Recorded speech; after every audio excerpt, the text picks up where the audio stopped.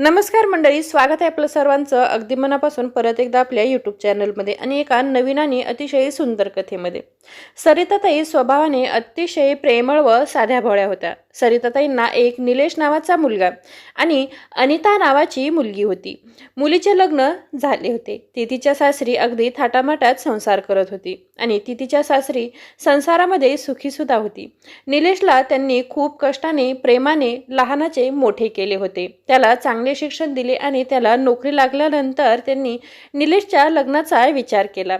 आपल्या मुलाचं आता लग्न करायला हवा. तेव्हा निलेश आईला म्हणाला, आई, माझे एका मुलीवर प्रेम आहे. तिचे नाव पूजा आहे आणि मला तिच्याशीच लग्न करायचे आहे. तेव्हा फक्त मुलाच्या आनंदासाठी सरिताताईंनी लग्नाला परवानगी दिली आणि त्याचे पूजाशी लग्न जमवायचे ठरवले. पूजाच्या घरी आई बाबा ही निलेशला जावाई म्हणून आवडत होता. एके दिवशी पूजाच्या बाबांनी निलेशला त्याच्या कुटुंबाबद्दल विचारले. तेव्हा त्याने सगळं काही सांगितले की त्याला एक मोठी बहीण आहे, आई वडील आहेत आणि मोठ्या बहिणीचं लग्न झालं आहे. ती तिच्या घरी अगदी सुखात आहे, जी याच शहरामध्ये राहते आणि विधवा आई आहे. आपल्या मुलीसाठी निलेश त्यांना चांगला मुलगा वाटला, कारण तो उच्च शिक्षित होता. त्याला चांगली नोकरी सुद्धा होती. पूजाच्या बाबांनी त्याला संध्याकाळी चहासाठी बोलावले. तेव्हा निलेश पूजाच्या घरी गेला. तिचे आलिशान घर पाहून तो अव्वा की चव्वा झाला. चहापाणी झाल्यानंतर पूजाचे बाबा म्हणाले, आम्ही आमच्या पूजाला खूप लाडात वाढवले आहे. तिचा खूप लाड पुरवला आहे. ती अगदी ठातामाटात मोठी झाली आहे. ती आमची एकुलती एकच मुलगी आहे. त्यामुळे लग्नानंतर तिला कोणताही त्रास होऊ नये याची काळजी तुम्हाला अगदी काटेकोरपणे घ्यावी लागेल, अन्यथा आम्ही तुम्हाला पूजा देणार नाही. तेव्हा निलेश म्हणाला, तुम्ही काळजी करू नका. तिला अगदी आनंदी ठेवण्याची जबाबदारी माझी आहे. आमचे एकमेकावर खूप प्रेम आहे. तिचे बाबा ठीक आहे म्हणाले आणि लग्नासाठी होकारार्थी मान हलवली आणि पुढची बोलणी करण्याकरता आम्ही 2 दिवसात तुझ्या घरी येऊ असे निलेशला सांगितले. निलेश ज्या कंपनीमध्ये काम करत होता त्या कंपनीने त्याला राहायला एक घर दिले होते. जेव्हा पूजाचे बाबा निलेशच्या आईला भेटण्यासाठी त्याच्या घरी गेले तेव्हा सरिताताईंनी त्यांचे खूप स्वागत केले. अगदी आनंदामध्ये त्यांना गृहप्रवेश केला. बोलता बोलता त्या म्हणाल्या, आम्ही खूप साधी माणसं आहोत. तुमची मुलगी आमच्या घरात सून म्हणून नाही तर एका मुलीप्रमाणे राहील. तुम्ही तिची कसलीही काळजी करू नका. सर्व बोलून झाल्यानंतर त्यांनी शुभ मुहूर्त काढला आणि काही दिवसांनी पूजा आणि निलेशचं लग्न अगदी धुमधडाक्यात आणि अगदी थाटामाटात पार पडलं. पूजा एका श्रीमंत कुटुंबातील लाडात वाढलेली एक थाटामाटात जगलेली मुलगी होती. तिला एक भाऊ होता आणि ती खूप शिकलेला होता. पूजा सुद्धा शिकलेलीच होती. दिसायला जेवढी सुंदर होती तेवढीच बोलायला तिखट होती. तिच्या मनाविरुद्ध जर काही एखादी गोष्ट झाली तर ती पूर्ण घर डोक्यावर घेत होती. पूजा खूप खुश राहत होती कारण तिचा नवरा सगळं तिच्या मनावर करत होता. दोघा नवरा बायकोने 1 महिना फिरण्यात घालवला. त्यानंतर निलेश ऑफिसला जायला लागला आणि निलेश ऑफिसला गेला की पूजाने आपल्या मैत्रिणींना घरी बोलवणे सुरू केले होते. पूजाच्या मैत्रिणी सुद्धा तिच्यासारख्या श्रीमंत घरातल्याच होत्या. त्या पत्ते खेळायच्या, नाचायच्या आणि कधी कधी तर दारूसुद्धा प्यायच्या. घरात नको नको तेवढा गोंधळ घालायच्या. त्यांच्या घरात काय चाललंय त्यांना काहीच कळत नव्हतं. पूजापाठ करणाऱ्या सरिताताईंना सुनेचे वागणे अगदी नको नकोसे झाले होते. त्यांना हे आवडत नव्हते. काही दिवस त्या गप्प राहिल्या, पण एके दिवशी त्या पूजाला म्हणाल्या, सुनबाई, चांगल्या घरातील मुलींना सुनांना हे सर्व शोभत नाही ग. सासू एवढेच बोलली की मग काय. यानंतर पूजाने खूप गोंधळ घालायला सुरुवात केली. ती निलेशला म्हणाली, तू तुझ्या आईला नीट समजावून सांग की त्यांनी माझ्या लाईफमध्ये अजिबात इंटरफेअर केलेला मला चालणार नाही. त्यांनी कुठल्याही गोष्टीला मला टोकाटोक करू नये. निलेश आपल्या बायकोला चांगलाच ओळखत होता. त्यामुळे त्याने आईला समजावले की तू पूजाच्या कोणत्याही कामामध्ये दखल घेऊ नकोस. तिला काही बोलू नकोस. ती मुलगी आपल्याला जमणार नाही. त्या दिवशी सरितांनी खूप रडल्या. त्या चांगल्या घरात असे काय होऊन बसले? किती चांगलं घर होतं असे त्या म्हणाल्या. काही दिवसानंतर एके दिवशी सरिताताईंनी काहीतरी करायचे असे ठरवले. स्वयंपाक खोलीत जाऊन पाहिले तर सर्व डबे रिकामे होते. शेवटी त्यांनी थकून आपल्या मुलाला निलेशला फोन केला. त्या म्हणाल्या, अरे निलेश, तू कधी परत येणार आहेस? जेवढे किराणा सामान तू भरून दिले होतेस ते सर्व काही संपले आहे. घरात काहीही नाही. मी कालपासून उपाशी आहे. मला वाटत होते की तू काल येशील. मी तुझी खूप वाट पाहिली. पण तू का नाही आला? पण तू का नाही आला? त्या वारंवार विचारत होत्या. आता तू सांग, मी काय खाऊ? आणि माझ्याकडे पैसेही नाहीयेत. इथे शेजारी कोणाला काही मागितले तर तुमचीच बदनामी होईल बाळा. पण आता मला खूप भूक लागली आहे आणि मला सहन होत नाही. भुकेने माझा जीव जायची वेळ आली आहे बाळा. असे मुलाशी बोलताना सरिताताईंचे डोळे पाणावले. निलेश म्हणाला, अगं आई थांब. आता मला बोलू तरी देशील का? नाही. पूजाने तर जाताना तुला सर्व सामान भरून दिले होते ना, मग कुठे गेले? एवढ्या लवकर संपले कसं काय? आणि एवढं रडायचे नाटक आधी बंद कर. हे बघ, माझ्याकडे सध्या तरी तुझ्यासाठी बोलायला वेळ नाही आहे. इथे पूजाच्या आईबाबांच्या लग्नांचा वाढदिवस आहे आणि मला तिकडे जायचे आहे. इथली देखरेख मी नाही तर दुसरं कोण करणार? अजून 8 दिवस झाले नाहीत आणि तू फोन करून माझा सगळा मूड खराब केला. हे बघ, तुला भूक सहन होत नाही तर आम्ही येईपर्यंत तू समोरच्या उषा काकूकडून अर्धी एक भाकरी घेऊन खा आणि तुझं भागून घे. पण आता पुन्हा पुन्हा मला फोन करून त्रास देऊ नकोस. एवढे बोलून निलेशने फोन बंद केला. आई पुढे काय बोलणार हेही त्याला गरजेचे वाटत नव्हते. आणि आई कालपासून उपाशी आहे याची तिला कसलीही काळजी नव्हती आणि कसलीही देणेघेणे नव्हते.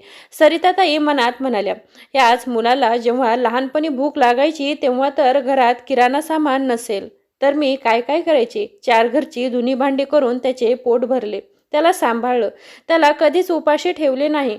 आणि आज त्याच मुलाला आई भुकेने व्याकुळ झाली आहे हे सांगूनही त्याच्या सासू सासऱ्याला खुश करण्यासाठी बायकोच्या माहेरी गेला आहे. लग्नानंतर मुलगा एवढा कसा बदलतो की त्याला आपल्या आईवडिलांना होणारा त्रास सुद्धा दिसत नाही. असा विचार करता करता सरिताताईंच्या डोळ्यातून अश्रू वाहू लागले. त्यांचा कंठ दाटून आला. माणसाला सगळी परिस्थिती समजत असते, पण या पापी पोटाचे काय करायचे? त्याला परिस्थिती थोडी समजते, त्याची तर गार भरलीच पाहिजे ना. सरिताताईंनी मग घरासमोर राहणाऱ्या उषाताईकडून एक भाकरी मागून आणली. चटणीसोबत खाल्ली. पण असे त्या कुठपर्यंत मागून खाणार होत्या? किती दिवस मागून खाणार होत्या? त्यांनी सकाळी सकाळी आपल्या दारात लावलेल्या झाडाची काही फुले तोडली आणि जवळच शहरातील एका मंदिराच्या बाहेर फुले विकण्यासाठी बसल्या. आता हे त्यांचे दररोजचे काम झाले होते.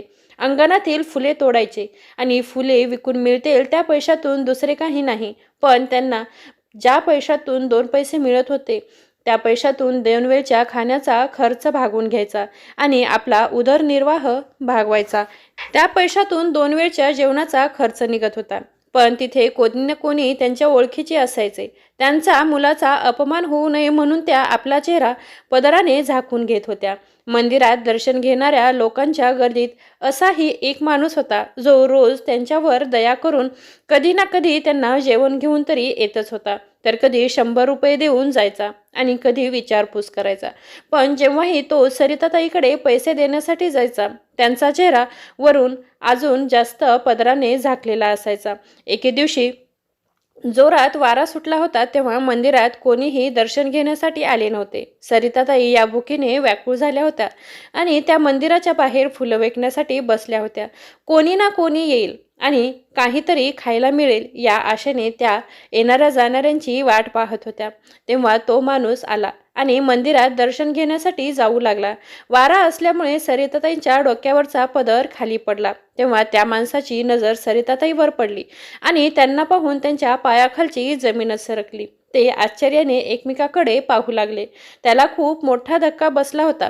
सरिताताईंनी पटकन डोक्यावर पदर घेतला आणि त्या तिथून जायला निघाल्या. त्या सर सर सर तिथून जात होत्या. तो माणूस अजूनही हाका मारत होता. सरिताताईकडे एकटक पाहत उभा होता. त्यांची अवस्था पाहून त्यांच्या डोक्यातून पाणी वाहिले. सरिताताई घरी निघून गेल्या. पतीच्या मृत्यूनंतर त्यांची अशी अवस्था होईल असे त्यांना कधीही वाटले नव्हते. असा विचार त्यांनी कधीसुद्धा केला नव्हता.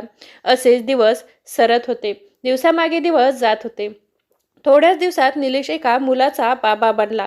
पूजाने मुलाला जन्म दिला होता, पण त्यांचे पालनपोषण यांना करता येत नव्हते, कारण पूजाला पार्टी आणि शॉपिंगमधून काही वेळच मिळत नव्हता. त्यांनी बाळाचे नाव अर्जुन ठेवले. अर्जुन चा पहिला वाढदिवस होता, त्यामुळे निलेशने घरात खूप मोठी पार्टी ठेवली होती. तेव्हा निलेशने त्यांच्या बहिणीला अनितालाही बोलावले होते. अनिता आली म्हणून सरिताताई खूप खुश झाल्या होत्या. लेकीचे माहेर जवळ असून सुद्धा ती कधीही माहेरी येत नव्हती. त्यामुळे बऱ्याच दिवसातून आज अनिताला आणि तिच्या मुलाला पाहून त्यांना खूप आनंद झाला होता. पण निलेश कार्यक्रमाला आलेले पूजाच्या आईला अजिबात आवडले नव्हते. वाढदिवस खूप थाटामाटात साजरा झाला. दुसऱ्या दिवशी अनिता तिच्या सासरी जायला निघाली तेव्हा पूजाच्या आईने घरात आरडाओरडा करायला सुरुवात केली. ती पूजाला म्हणाली, माझी सोन्याची एक बांगडी हरवली आहे. मी इथेच ड्रेसिंग टेबलवरती ठेवली होती आणि ती सापडत नाहीये आणि माझा संशय तुझ्या नंदेवरच आहे. मला तिची बॅग पाहायची आहे. तेव्हा पूजाने अनिताची सर्व बॅग सर्वांसमोर उघडली तर तिच्या बॅगमध्ये सर्वात खालच्या बाजूला आईची बांगडी पाहून ती जोरात ओरडली, अरे निलेश, बघ तुझी बहीण चोर आहे. ती जोरजोरात सर्वांसमोर बोलू लागली, तुला माझ्या आईची बांगडी एवढी आवडली होती तर तिच्याकडून मागून घ्यायची ना. चोरी करण्याची काय गरज होती? अनिता म्हणाली, नाही नाही, मी बांगडी चोरी केलीच नाही. बांगडी माझ्या बॅगमध्ये कशी आली मला आठवतही नाही. बहीण एवढे सांगूनही निलेशला त्याच्या बायकोचे बोलणे खरेच वाटत होते. तो बहिणीवर एकही विश्वास ठेवत नव्हता आणि भावाने तिला चोर म्हणून घराबाहेर काढले. पण जाता जाता अनिता म्हणाली, पूजा, जरा देवाला तरी घाबर. माणूस काही नाही करू शकत. जो आरोप तू माझ्यावर विनाकारण लावला आहेस, एक दिवस बघशील तुझ्यासोबत सुद्धा ती पुढे काहीतरी होईलच. असं बोलून ती गप्प बसली बिचारी. अनिता आईला न भेटता रडत रडत आपल्या घरी परतली आणि त्यानंतर ती माहेरी कधीच आली नाही. अनिताचा काहीही दोष नसताना तिच्यावर चोरीचा आरोप केला होता हे सरिताताईंना सहन झाले नाही आणि तेव्हापासून त्या सतत आजारी पडू लागल्या होत्या. त्या याच गोष्टीवर खूप विचार करू लागला होता. मुलीच्या आठवणीत सरिताताईंना रडता रडता खूप त्रास होत होता. काही दिवसांनी पूजा निलेशला म्हणाली, निलेश, आईचा फोन आला होता. पुढच्या आठवड्यात आईच्या घरी पूजा आहे, त्यामुळे त्यांनी आपल्याला बोलावले आहे. निलेश, आपण तिकडे जायला आहे. तेव्हा निलेश म्हणाला, ते सर्व ठीक आहे, पण आईचे काय करायचे? ती आजारी असते ना आणि आईला इथे एकटीला सोडून कसं जायचं? तेव्हा ती म्हणाली, मग तुझे काय म्हणणे आहे? बिनकामाचे ओझे मी माझ्यासोबत माहेरी घेऊन जाऊ का? म्हणजेच माझे दादा, वहिनी, पाहुणे, नातेवाईक वगैरे सगळे मला पाहून हसतील आणि ते माझे सर्वजण खूप टिंगल करतील. तुला हेच करायचं आहे का? माझी मज्जा उडवायची आहे का? अरे, तुझ्या आईला व्यवस्थित बोलता तरी येतं का? या कसल्या अडचणी आहेत यांचं प्रदर्शन करायचे आहे का? तिथे त्यांना घेऊन जाऊन आणि तसेही आपण माझ्या माहेरी 4-5 दिवस आधी जाणार आहोत आणि कार्यक्रम झाल्यानंतर 4-5 दिवस राहणार आहोत. हे तुला चांगल्या प्रकारे ठाऊक आहे. मग तोपर्यंत तुझ्या आई आपल्यासोबत माझ्या माहेरी राहायच्या? हे शक्यच नाही. हे मला जमणार सुद्धा नाही. हे बघ निलेश, आपण दोघे जाऊ. आईला राहू दे इथेच. 8-10 दिवसांचा तर प्रयत्न आहे ना, ते करतील सॉल्व. यावर निलेश म्हणाला, अगं पण हाही विचार कर, आपण तिकडे गेलो तर मग आईचे खाणेपिणे कोण बघेल? बाजारातून सामान कोण आणून देईल? आणि सर्वात महत्त्वाचे म्हणजे आई स्वतः जेवण बनवू शकत नाही. मग तिच्या जेवणाचे काय करायचे? पूजा म्हणाली, निलेश, तुला तुझ्या आईची काळजी आधीपासूनच वाटायला लागली होती. आणि हो, स्वयंपाक काय सगळ्याच लोकांचा करायचा नाही. बनवतील त्या एकटीसाठी काहीतरी. जर तू तुझ्या आई भांडी घासू शकत नाही, झाडू मारू शकत नाही, तर मग त्यांना स्वतःसाठी पुरते जेवण तरी बनवता येईलच ना. भांडी धुणी हे तर करायला बाई घरामध्ये आहेच ना. यापुढे निलेश काहीच बोलत नाही. पूजा पुढे म्हणाली, आई बाबांना एक छानसे भेटवस्तू द्यावी लागेल, त्यामुळे मी पटकन तयार होऊन येते. आपण लगेचच बाहेर जाऊ. सरिताताई त्या नवरा बायकोंचे बोलणं शांतपणे ऐकत होत्या. दुसऱ्या दिवशी सकाळी सरिताताई अंगणात बसल्या होत्या. त्यांना निलेश बरोबर बोलायचे होते. तेवढ्यातच पूजा तिथे आली आणि ती म्हणाली, आई, घरातील सर्व कामे झाली आहेत का? म्हणून तुम्ही इथे निवांत बसल्या आहात का? तेव्हा सरिताताई म्हणाल्या, सुनबाई, निलेश तयार झाला का? तो आज ऑफिसला जाणार नाही का? पूजा आपल्या भुवया उंचावत म्हणाली, का? तुमचं काय काम आहे? तुम्हाला काही पाहिजे होतं का निलेशकडून? त्याच्याकडून म्हणजे काही मागायचे आहे का? का त्याच्याकडे काय काम आहे, असे जोरजोरात भुवया वर चढून त्यांच्यावर दात खाऊन बोलत होती. त्यामुळेच तुम्ही आज तुमच्या मुलाबद्दल विचारपूस करत आहात ना. तेवढ्यातच निलेश त्यांच्या खोलीतून बाहेर आला आणि म्हणाला, पूजा, उशीर होतोय, मला लवकरात लवकर नाश्ता दे. सरिताताई मुलाकडे गेल्या आणि म्हणाल्या, निलेश बाळा, तुझ्या बाबांच्या पेन्शनचे पैसे काढले आहेत का? मला थोडे पैसे हवे आहेत. हे बघ, मला स्वतःचेच पैसे माझ्याकडून मागायला नको वाटते. त्यामुळे यापुढे पेन्शनमधील काही पैसे मला देत जा. आणि बाळा, मी ऐकले आहे की तुम्ही दोघे तुझ्या सासू सासऱ्यांच्या घरी पूजेला जात आहात का? तेव्हा पूजा म्हणाली, आम्ही प्रोग्राम बनवला आहे. लगेचच त्याची पूजा सासूला जोरजोरात ओरडू लागली, त्याची जासूसी सुरू केली का? त्याची जासूसी करायची तुमची काय गरज आहे? मी म्हणत होते ना तुम्हाला, तुमची आई दरवाजाच्या बाहेर बसून आपले सगळं काही बोलणं ऐकते. पण तुम्हाला कुठे एवढं समजतं? आता दिसले का तुमच्या आईचे रंग? हे पहा, ही म्हातारी अशी चाळे करते. आणि आई, एक सांग, तुम्हाला पेन्शनचे पैसे कशाला हवे आहेत? मी म्हणते ना तुम्हाला पैशाची काय गरज आहे? जेवण पाणी आम्ही सगळं तर खाऊ देतो ना तुम्हाला. तर मग तुमच्या हातामध्ये पैसे कशासाठी हवे आहेत? हे पैसे तुम्हाला द्यायचे नाहीत आणि आम्ही देणारही नाही. निलेश म्हणाला, आई पूजा बरोबर बोलत आहे. तुला पैसे कशाला हवे आहेत? आणि आई, तुला हे शोभते का पैसे मागायला? सुनेचे मुलाचे बोलणे चोरून ऐकतेस? तुला लाज नाही का वाटत? ही कसली तुझी घाणेरडी चाल आहे ग.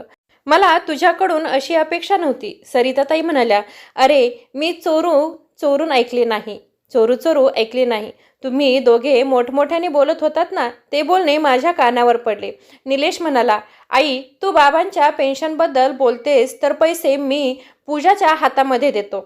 त्याच पैशातून मी हे घर सांभाळतो आणि आपला जे काही खर्च असेल ते याच्यातूनच करतो. आणि तुला त्या पैशाचा हिशोब पाहिजे तर तिच्याकडून घेत जा. हे मी काही करू शकणार नाही. तेव्हा सरिताताई म्हणाल्या, नाही बाळा, असे काही नाही. तुला असे वाटते का तुझी आई तुझ्याकडून पैशाचा हिशोब मागेल? मी नाही मागत. तुला तुझ्या आईवर जरासुद्धा विश्वास नाही का? त्यापुढे म्हणाल्या, अरे बाळा, मीही कधीतरी मंदिरात किंवा बाजारात जाते, तेव्हा तिथे मला काही खरेदी किंवा काही दान करण्याची इच्छा होते. त्यामुळे मला असे वाटते की काही पैसे माझ्याकडे सुद्धा असायला हवे. तेव्हा निलेशने विषय बदलला आणि म्हणाला, आई, तुला कोणी सांगितले की मंदिरात जाऊन दरवेळेस दान करायलाच पाहिजे? हे बघ आई, तुला पैसे हवे असतील तर इथे डब्यामध्ये काही पैसे ठेवले आहेत, ते तू घेत जा. दान द्यायला 4-5 रुपये दिले तरी चालतील ना? का 100-200 रुपये देण्याचीच गरज नाही तिथे. देव काही तुला पैसेच दे म्हणून बसला नाही.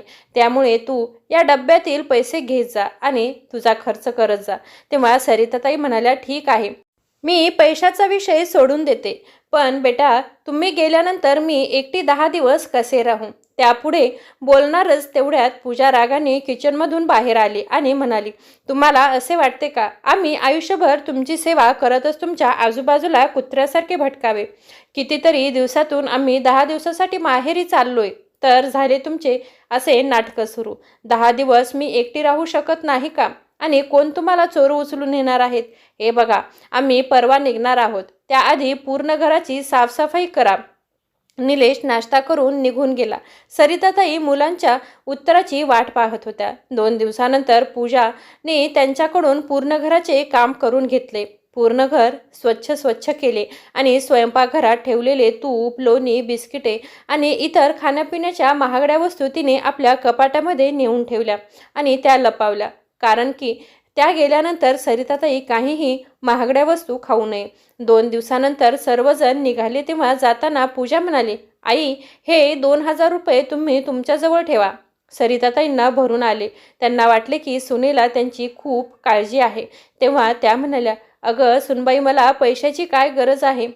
तेव्हा पूजा म्हणू लागली, मी तुम्हाला जमा करण्यासाठी पैसे दिले नाही आहेत. जर एमर्जन्सीसाठी लागतील तर म्हणून देत आहे. आणि हो, घरामध्ये 2 किलो बटाटे, 2 किलो कांदे, ज्वारीचे पीठ आणि तांदूळसुद्धा ठेवले आहे. आणि पैसे दिले म्हणून उगाचच तुम्हाला जास्त फळभाज्या खरेदी करण्याची काहीही गरज नाही.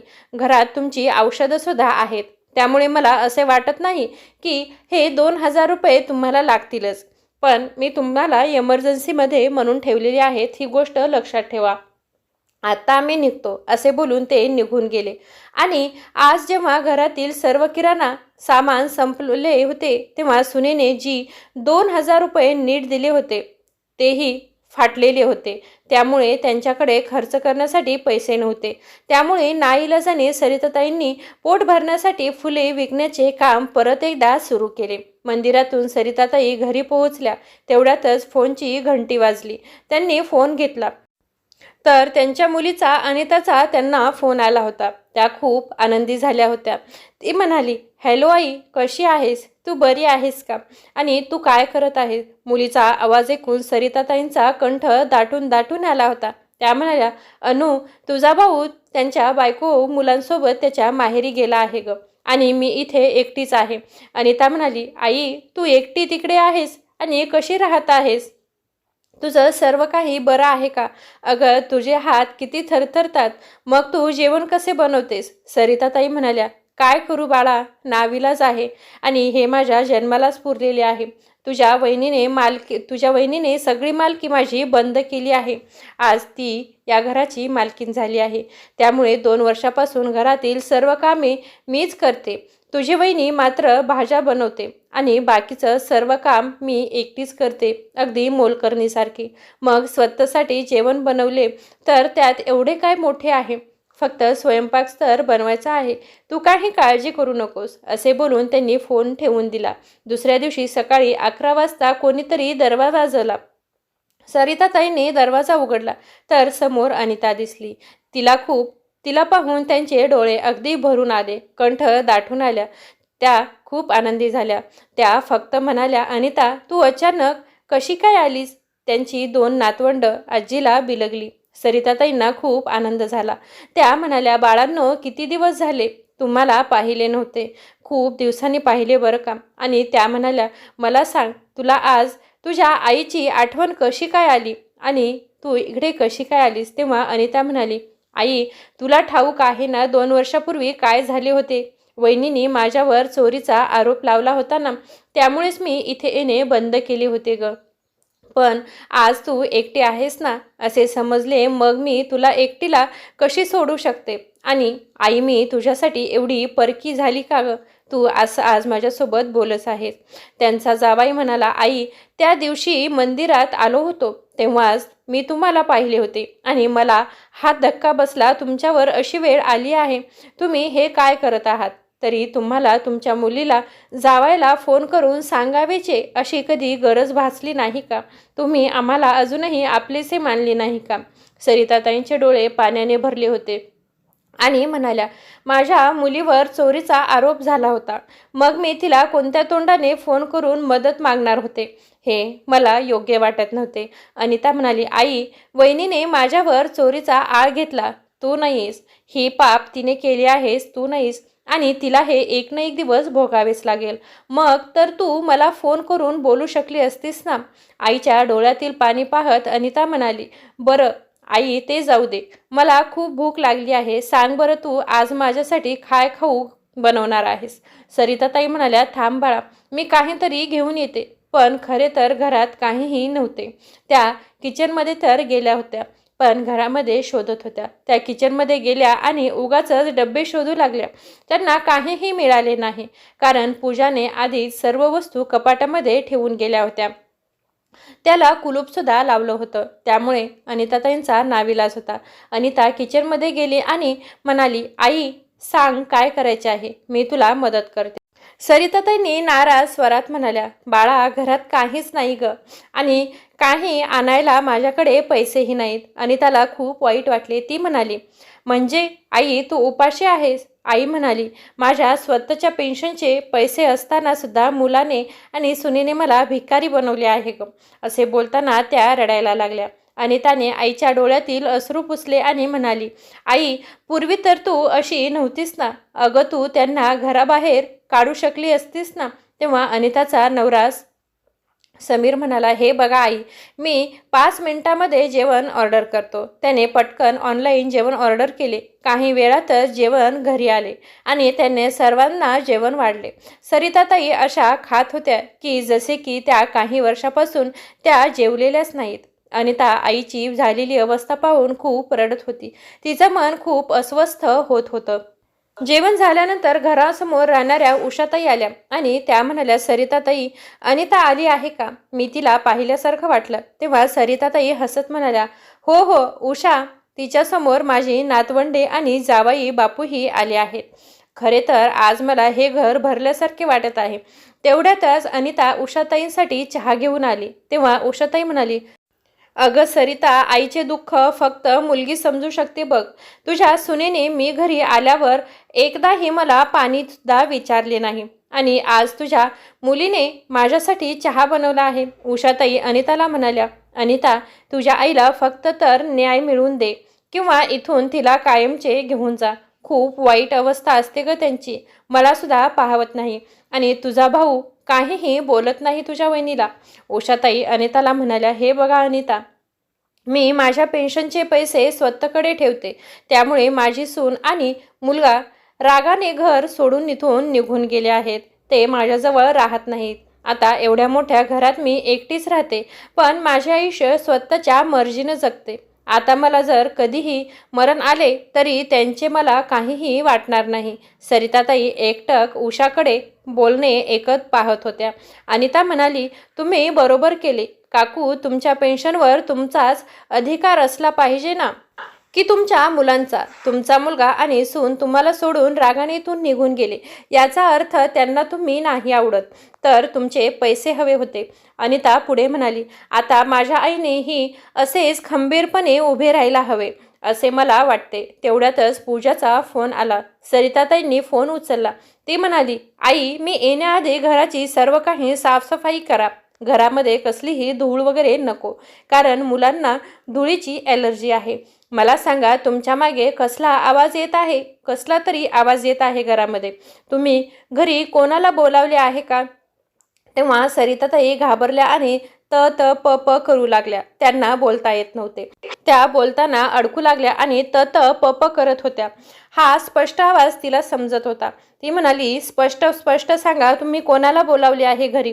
तेव्हा अनिता आली आणि तिने आईच्या हातातून फोन घेतला आणि म्हणाली, वहिनी, काय झाले? मी आले आहे. आता मी माझ्या आईला सुद्धा भेटायचे नाही का? आणि मी माझ्या आईला सुद्धा भेटू शकत नाही का? का ते तुम्हाला विचारूनच यावे लागेल. तेव्हा पूजा म्हणाली, अरे तुम्ही होय, कसं काय आलात? आता काय चोरी करायला आहात का? घरामध्ये चोरी करण्यासारखं आता काहीही नाही हो. ओ, तर आमच्या माघारी आमच्या घरामध्ये हे सर्व चाळे चाललेली आहेत. मला एक सांगा, तुम्हाला कोणी बोलावले आहे? तू तर 2 वर्षापासून रागाने पुन्हा येणार नाही असे बोलून गेली होतीस ना, मग कसे काय आज माझ्या घरी परतलीस? तेव्हा अनिता म्हणाली, हे तुझे घर असेल तर माझे सुद्धा तेवढेच आहे, पण हे घर माझे माहेर आहे हे सुद्धा विसरू नकोस. आणि मी रागाने गेले होते ते तुम्हा दोघांमुळे, माझ्या आईमुळे नाही. इथे माझी आई उपाशी आहे. तुम्हाला काही वाटते का नाही लाजबीज? एक तर माझ्याच आईचे पेन्शनचे पैसे खाता आणि वरून तिच्यावरच अधिकार गाजवता. पूजा म्हणाली, तू आमच्यामध्ये पडू नकोस. तू तुझ्या घरचं बघ. काय भेटायचे आहे ते तिला भेटून, तुझ्या आईला भेटून निघून जा. आणि आम्ही यायच्या आधी तू तिथे नको आहेस मला. त्यासाठी लवकरात लवकर तिथून निघून जा. अनिता पुढे म्हणाली, अगं वहिनी, तू आता माहेरी गेली आहेस ना, कमीत कमी तिथे तरी शांत राहा. नाहीतर तुझ्या भावजयांना शिकवणी देऊन येशील आणि मग तिथे पुन्हा गेलीस की ती तुझी सुद्धा तशीच अवस्था होईल आणि त्यासुद्धा तुझ्यासोबत तसंच वागतील, जशी तू आता माझ्याशी बोलत आहेस, अगदी तसं. असे बोलून तिने रागाने फोन ठेवून दिला. तेव्हा पूजाला अनिताचा खूप राग आला. तेव्हा ती तिच्या नवऱ्याला बहिणीविषयी आणि आईविरुद्धात भडकवायला लागली. इकडे सरिताताई खूप घाबरल्या होत्या. त्या म्हणाल्या, अगं काय बोललीस बरं तू? असं नको होतं बोलायला. आता उगाच भांडणं होतील घरामध्ये. तेव्हा अनिता म्हणाली, आई, तू घाबरते का आहेस एवढी? हे घर फक्त आणि फक्त तुझंच आहे. हे बाबांनी बनवलं आहे आणि तू एवढी का घाबरत आहेस? या घरावर तुझा सुद्धा तेवढाच हक्क आहे. तुला आज ठरवायलाच हवे की यापुढे तुला तुझे म्हातारपण कसे घालवायचे आहे. आई, मला सांग, तुझे स्वतःचे पैसे असताना सुद्धा तुला तुझ्या सुनेकडे, मुलाकडे पैशासाठी हात पसरावे लागत आहेत. उषा काकूसारखे आनंदाने आपले उरलेले आयुष्य जगत आहेत. मग तू का उषा काकूंसारखं जगत नाही आहेस? मुलीच्या बोलण्यामुळे सरिताताईमध्ये आत्मविश्वास जागा झाला होता. त्यांनी आपल्या नवऱ्याच्या एका वकील मित्राला बोलावून घेतले आणि त्याला सर्व काही घडलेली हकीकत अगदी सविस्तरपणे सांगितली आणि घराचे नवीन कागदपत्र तयार करून घेतली. त्यामध्ये वारसदार म्हणून त्यांनी मुलीचे नाव सुद्धा दिले होते. दुसऱ्या दिवशी रागाने पूजा तिच्या कुटुंबासह पुन्हा घरी आली आणि आल्याबरोबर तिने आपल्या ननंदेबरोबर खूप भांडणं करायला सुरुवात केली.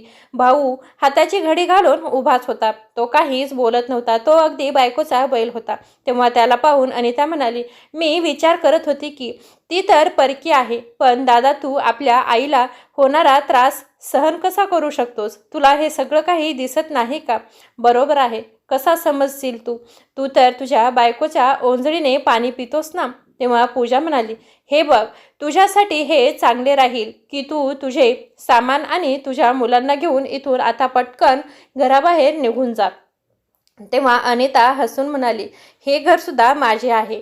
या घरात माझा देखील तेवढाच हिस्सा आहे जेवढा की माझ्या भावाचा आहे. आता ही गोष्ट वेगळी आहे की आजपर्यंत मी माझे हिस्सा कधीही मागितला नाही आणि मी माझ्या घरावर किंवा माझ्या कुठल्याही प्रॉपर्टीवर हक्क दाखवला नाही. पूजाला आत्ता मात्र खूप राग आला. ती म्हणाली, एकतर चोर आणि वरून शिरजोर. सरिताताई म्हणाल्या, खबरदार सुनबाई, जर यापुढे माझ्या मुलीला चोर म्हणशील तर बरं होणार नाही. माझ्यापेक्षा कोणी वाईट नसेल ही गोष्ट लक्षात ठेव. तेव्हा पूजा म्हणाली, अरे वा, एका आठवड्यामध्ये मुलीने जावयाने खाऊ पिऊ काय घातले? खूपच ताकद आलेली वाटतं आणि माझ्यावर उडायला बघते. हे बघा आई, तुमच्या मुलीला इथून जायला सांगा, नाहीतर मी हिस्सा हिला धक्के देऊन घराबाहेर काढायला काही वेळ लागणार नाही. असे बोलता सरिताताईंच्या संयमाचा बांध तुटला आणि त्यांनी पूजाच्या एका कानशीला ठेवून दिली आणि म्हणाल्या, नालायक बाई, माझ्या मुलीला चोर म्हणताना तुला लाज कशी वाटत नाही ग? हे घर माझे आहे, त्यामुळे माझी मुलगी या घरातून बाहेर जाणार नाही. तेव्हा निलेश म्हणाला, आई, तू माझ्या बायकोवर हात कसा उचलू शकतेस? तुला लाजबीज वाटत नाही का? चांगली मोठी आणि समजदार बाई आहेस. तेव्हा आईने आपल्या मुलाच्याही कानशिला ठेवून दिली. तोही आश्चर्यचकित झाला आणि म्हणाला, आत्ताच्या आत्ता माझे घर खाली करा. तेव्हा निलेश म्हणाला, तू मला ह्या घरातून बाहेर काढू शकत नाही. तेवढ्यात अचानक वकील साहेब आले आणि ते म्हणाले, त्या तुला घरातून बाहेर काढू शकतात, कारण हे घर तुझ्या आईच्या नावावर आहे. तुम्ही लोक त्यांची पेन्शन स्वतःकडे ठेवून घेता. हे योग्य वाटते का? तुम्हाला लाज कशी वाटत नाही? तेव्हा निलेश आश्चर्यचकित होऊन वकिलाकडे पाहू लागला. त्याच्या पायाखालची जमीनच सरकली. त्याला या गोष्टीची कधीही कल्पना नव्हती की आई आपल्यासोबत असं काहीतरी करू शकते. वकिलाने कोर्टातील पेपर निलेशच्या हातामध्ये ठेवले आणि म्हणाले, 2 तासात हे घर खाली करावे लागेलच आणि आजपर्यंत जेवढे पैसे पेन्शनचे तुम्ही खर्च केलेत ते सर्व पैसे सरिता वहिनींना परत करावे लागतीलच, नाहीतर तुम्हाला जेलची हवा घ्यावी लागेल. हा बघा, हा पेपर आहे. बघा, हा विचार करा, तुम्हाला काय योग्य वाटते ते. निलेशने पूजाला इशारा केला आणि दोघे आईचे पाय धरून रडायला लागले. तेव्हा सरिताताई म्हणाल्या, हे खोटे अश्रू दाखवण्याच्या वाटा बंद करा. दुसऱ्यांना हे अश्रू दाखवा, कारण माझ्यावर काहीही परिणाम होणार नाही. मी तुम्हाला खूप चांगली ओळखते. अरे, चूक तर माझी झाली. मी तेव्हाच तुमच्या विरोधात आवाज उठवला पाहिजे होता, कारण तुम्ही लोकांनी मला माझे स्वतःचे पैसे असताना भिकाऱ्याप्रमाणे वागायला या जगात भाग केले, मला मजबूर केले. निघा माझ्या घरातून, आता तुम्ही दोघेही निघा. मला तुमची तोंड पाण्याची इच्छा राहिली नाही. त्यानंतर सरिताताई मुलीचा आधार घेऊन आपल्या खोलीमध्ये गेल्या. 2 दिवसांनी निलेशनी घर खाली केले. पण आता आई एवढ्या मोठ्या घरात एकटी कशी राहील? या गोष्टीची अनिताला खूप काळजी वाटू लागली होती. तिने आईला तिच्या घरी येऊन राहण्यासाठी आग्रह केला, पण सरिताताईंनी तिला नकार दिला. ते साफ नकार देत होती. अनिता तिला वारंवार विनवत होती. मग अनिताने यावर एक उपाय शोधून काढला. तिने घरातील वरच्या 2 खोल्या भाड्याने दिल्या आणि आईच्या घरातील कामे करण्यासाठी एक कामवाली बाई ठेवली, जी दिवसभर काम करायची आणि रात्री तिथेच आईसोबत राहायची. आता दररोज अनिता फोन करून आपल्या आईबरोबर बोलायची आणि तिचा वेळ घालवत असायची आणि 2-3 महिन्यातून एकदा तरी माहेरी चक्कर मारायचीच. जेणेकरून तिला आईची सगळी काही काळजी घेता येईल, चौकशी करता येईल. आता सरिताताई आपल्या मर्जीप्रमाणे दान दक्षिणा द्यायच्या आणि आपल्या मैत्रिणीसोबत इकडे तिकडे फिरायला सुद्धा जायच्या. मंदिरामध्ये जायच्या, भजन कीर्तन करायच्या. मंदिरामधील दानपेटीमध्ये त्यांना इच्छा होईल तेवढे पैसे टाकायच्या. त्यामुळे त्यांचा वेळ सुद्धा जात होता. त्यांचं मन प्रसन्न राहत होतं. त्यांनी मुलासमोर असलेले नाते केव्हाच तोडले होते. असे दिवस सरले. पूजाचा मुलगा अर्जुन मोठा झाला. पूजाने अर्जुनचे लग्न एका श्रीमंत कुटुंबातील मुलीबरोबर, मानसीबरोबर लावून दिले. मानसी सुद्धा आपल्या सासूप्रमाणेच आधुनिक विचाराची होती.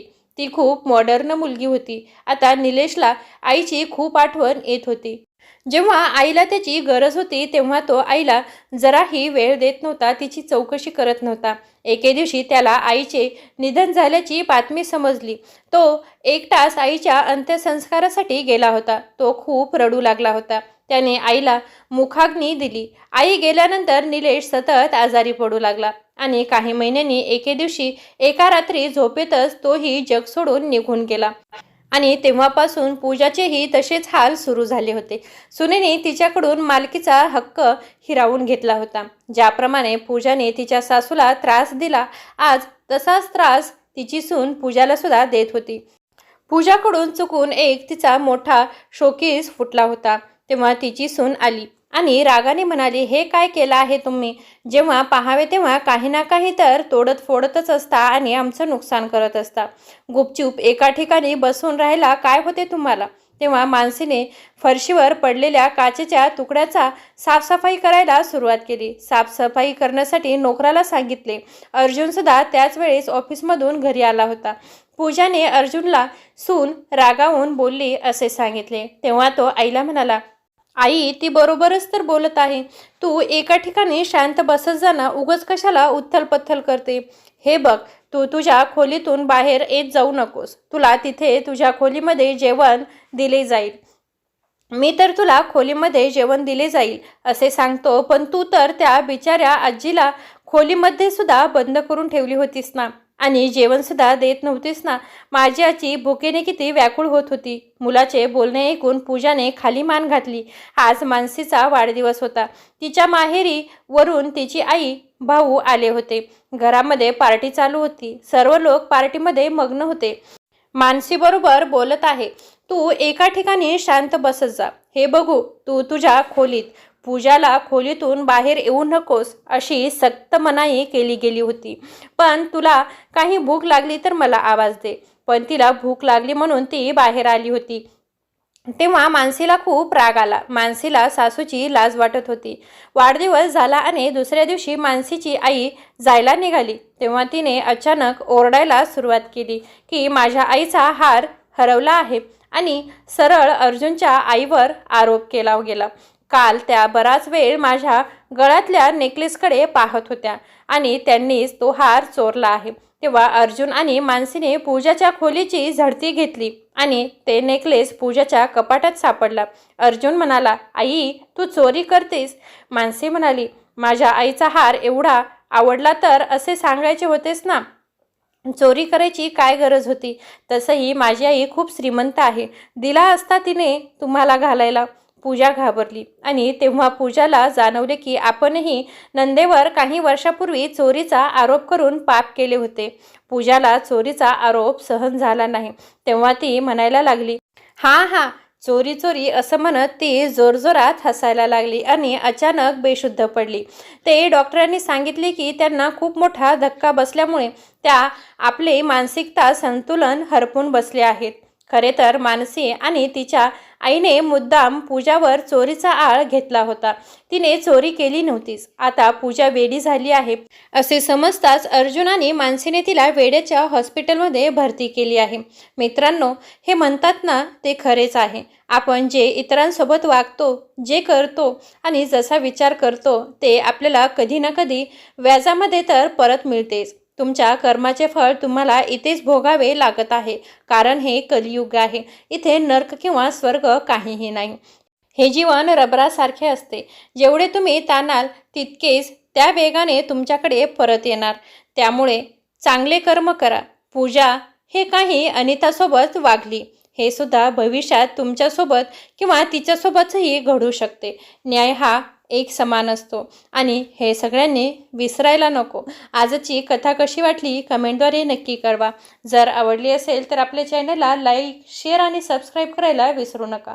परत भेटू एका नवीन आणि सुंदर कथेमध्ये. तोपर्यंत स्वतःची काळजी घ्या. धन्यवाद.